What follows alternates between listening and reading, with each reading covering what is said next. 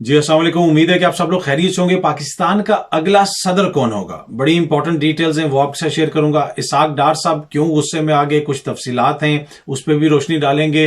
Elections के हवाले से जो सुप्रीम कोर्ट में केस चल रहा है, कुछ चीजें मजीद सामने आई हैं, उन पर भी गुफ्तगू होगी। और इसके अलावा जो मौजूदा सियासी सूरत हाल है, पाकिस्तान तहरीक इंसाफ के कौन कौन से लोग छोड़ के जा रहे हैं, कौन साथ खड़े हैं, बड़ी इंपॉर्टेंट डिटेल्स हैं, उनके ऊपर भी गुफ्तगू होगी। लेकिन पहली चीज जो मैं आपके साथ शेयर करना चाहता हूं वो इसहाक डार साहब की जनाब ये खबर है, एक्सप्रेस ने भी इसको रिपोर्ट किया। IMF मुआहदे पर हुकूमती नाकामी का सवाल वजीर खजाना तैश में आ गए। ये वजीर खजाना निकल रहे थे, डार साहब उनसे सहाफी क्वेश्चंस पूछ रहे थे। किसी ने कहा कि डार साहब IMF से मुआहदा नहीं हो पा रहा और पहली दफा आपको ऐसी मईशत मिली है जिसके हालात बेहतर नहीं है, तो आपसे वो मईशत संभाली नहीं जा रही, आप नाकाम हो गए।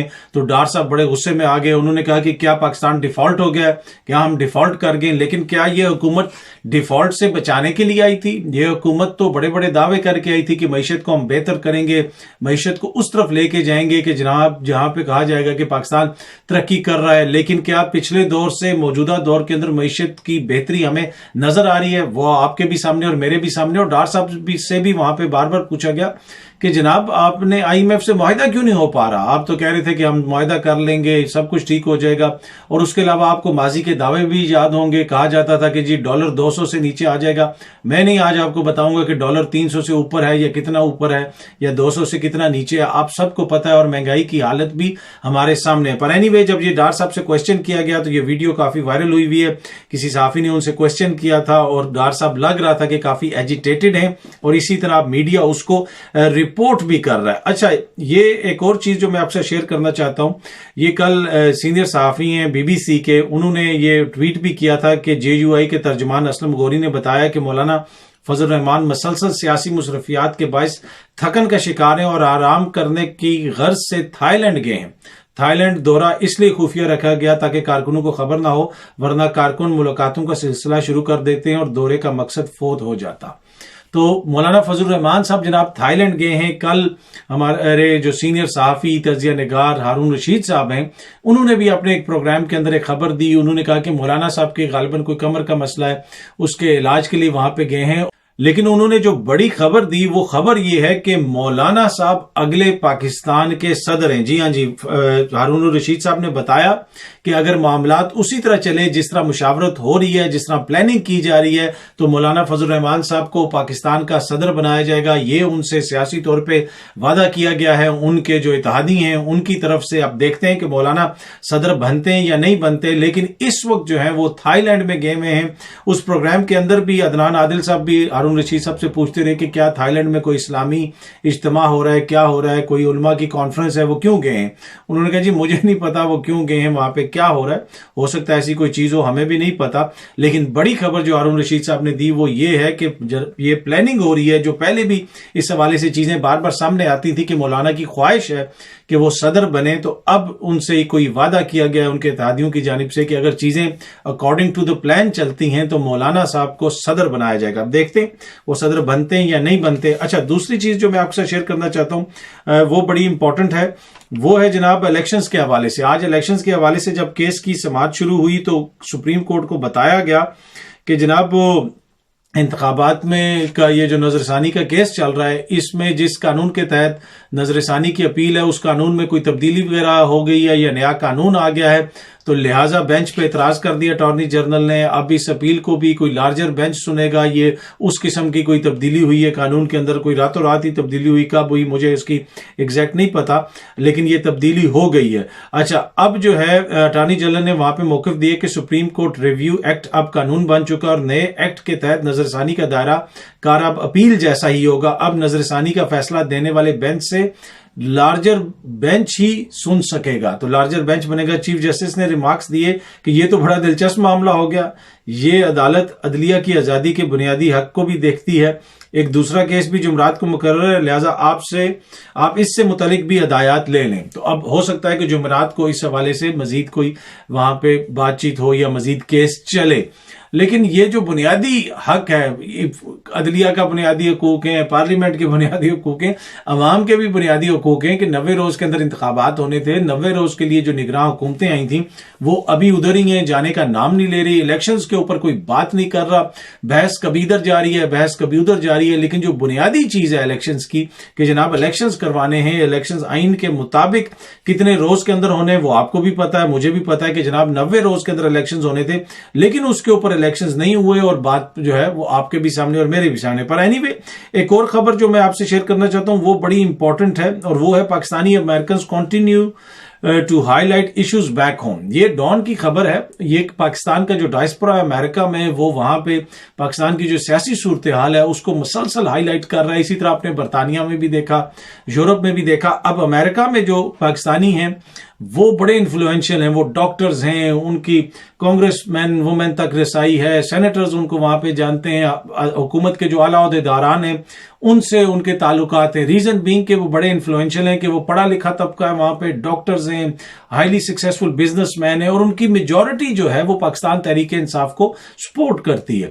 تو اس وجہ سے یہ جو مسئلہ ہے پاکستان کے اندر جو سیاسی حالات ہیں وہ مسلسل امریکہ کے اندر آپ کو ہائی لائٹ ہوتے ہوئے نظر آ رہے ہیں, اور اب ڈان نے بھی اس کو رپورٹ کیا ہے کہ یہ چیز مسلسل وہاں پہ اٹھ رہی ہے, اور یہ مسائل وہ اٹھاتے رہیں گے, جس کی وجہ سے obviously پاکستان سے بھی کوسچن ہوں گے کہ جی کیا ہو رہا ہے. اور حالیہ دنوں میں جس قسم کی خبریں پاکستان سے سامنے آئیں کہ جناب وہاں پہ خواتین کے ساتھ ناروا کوئی سلوک ہو رہا ہے, اس حوالے سے بھی عمران خان صاحب نے بھی ٹویٹ کی, حکومت نے اس کے اوپر اپنا موقف دیا کہ یہ بالکل جناب غلط بیانی ہے, ایسی کوئی بات نہیں ہے. حکومت کی حکومتی ترجمان بلکہ نگراں حکومت کے جو وزیر ہیں انہوں نے بھی کہا کہ ایسی کوئی بات نہیں ہے, حکومت تو کا یہ موقف ہے. لیکن دوسری طرف جو پاکستان تحریک انصاف الزام لگا رہی ہے وہ بھی آپ کے سامنے ہے. باقی جو سٹریٹس کے اوپر ہوتا رہا, لوگوں کو جس طرح مارا پیٹا گیا, عورتوں کو کھینچا گیا, گاڑیاں توڑی گئیں, وہ تو کیمرے کی آنکھ نے سب نے دکھایا اور پوری دنیا میں دیکھا. اب یہ نہیں ہو سکتا کہ لاہور کے اندر کچھ ہو اور لندن میں بیٹھے ہوئے لوگ جو ہے اس سے بے خبر رہیں. ویسے تو آج کل ہوتا ہی سب کچھ لندن میں ہے, مشاورت بھی اور یہ بھی سب کچھ. کل بھی میاں صاحب نے لندن سے وہاں سے خطاب کیا تھا,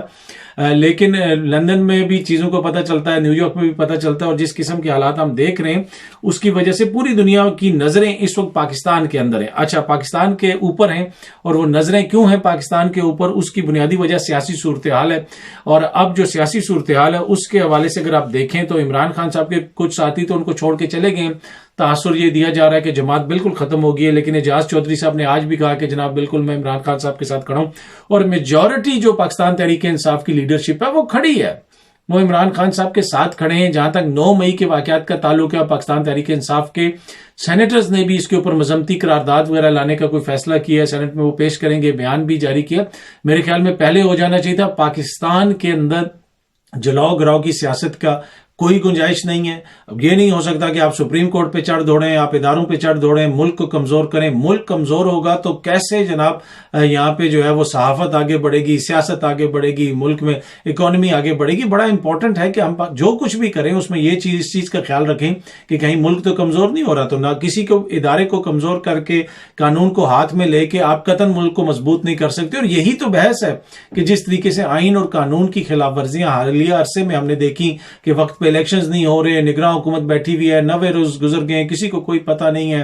ملک کی جو سب سے بڑی جماعت ہے اس کو جناب کہا جا رہا ہے کہ جی اس کو باہر کر دیں سیاسی عمل سے. آپ اس طرح کس طرح سیاسی عمل سے باہر کر سکتے ہیں؟ قاہرہ صاحب کا آج بیان آیا کہ بلاول اگلے وزیر اعظم ہوں گے. وہ کس طرح وزیر اعظم ہوں گے اگلے؟ مجھے کوئی یہ منطق سمجھا دے کہ کتنی سیٹیں ہیں پیپلز پارٹی کے پاس کے پی کے میں, کتنی سیٹیں ہیں پیپلز پارٹی کے پاس پنجاب میں. کیا صرف سندھ میں چند سیٹیں جیت کے وہ وزیر اعظم بن جائیں گے؟ کس طرح بن جائیں گے وزیر اعظم؟ بند کمروں میں وزیر اعظم بنانا ہے پھر تو بن جائیں گے, جس طرح راجہ ریاض صاحب آپ کے بن گئے اپوزیشن لیڈر. لیکن عوام کے ہاتھ میں جو فیصلہ آئے گا وہ تو آپ کے سامنے ہے. اچھا, جہاں تک پاکستان تحریک انصاف کی دیگر لیڈرشپ کا تعلق ہے, شہریار آفریدی صاحب بھی ابھی تک جیل میں ہیں. ان کے وکیل نے آج اسلام آباد ہائی کورٹ کے اندر بتایا کہ شہریار آفریدی کی طبیعت بہت سخت خراب ہے, ان کو ڈیتھ سیل کے اندر رکھا گیا ہے, ان کا کوئی جسم کا کوئی حصہ پیرالائز بھی ہو گیا, غالباً ایک ان کا ہاتھ یا بازو, اور کافی برے حالات کے اندر ان کو رکھا گیا ہے. ابھی تک شہریار آفریدی صاحب نے کوئی پریس کانفرنس وغیرہ نہیں کی. اسی طرح کے پی کے اندر سے بھی خبریں آ رہی ہیں کہ جی لوگ رپورٹ کر رہے ہیں کہ جی پرویز خٹک کی سربراہی میں 35 بندے چھوڑ جائیں گے, 40 بندے چھوڑ جائیں گے. بڑی اس طرح کی خبریں آ رہی ہیں. جب تک وہ چھوڑ کے نہیں جاتے تب تک تو یہ افواہیں ہیں, جب وہ چھوڑ کے جائیں گے دیکھ لیا جائے گا. لیکن کے پی کے اندر ماحول جو عوام کے ہے وہ آپ کے بھی سامنے اور میرے بھی سامنے, جو چھوڑ کے جائے گا کیا عوام اس کو قبول کرے گی؟ وہاں پہ الیکٹیبلز کا اس طرح ووٹ نہیں ہے کہ الیکٹیبلز کھڑے ہو جائیں گے تو عوام اندھوں کی طرح ان کو ووٹ دے دے گی. نہیں, वहां पे वो चौधराट सिस्टम जो पंजाब के देही इलाकों में है कि जनाब कोई अरबाब साहब हैं तो कोई शाह साहब हैं तो कोई चोइस साहब हैं, उनका हल्के का अपना वोट है। इतना इस तरह बड़ा वोट केपीके में लोगों का नहीं है, इलेक्टेबल्स का। आवाम अपनी मर्जी से वोट देती है, आजाद मंश लोग हैं, तो इतनी जो भी छोड़ के जाएगा फिर उसको उसका सियासी प्राइस भी पे करनी पड़ेगी। और यही वजह है कि आपको केपीके के अंदर से ज्यादा जो भी डिफेक्शंस है वो होती हुई नजर नहीं आई और ना ही लगता है कि आने वाले दिनों में होंगे। ऑल्दो कि इस हवाले से चीजें तो बहुत सारी रिपोर्ट हो रही हैं और लोग ये कह रहे हैं कि जनाब ये भी हो रहा है और वो भी हो रहा है और वो भी छोड़ के जा रहा है।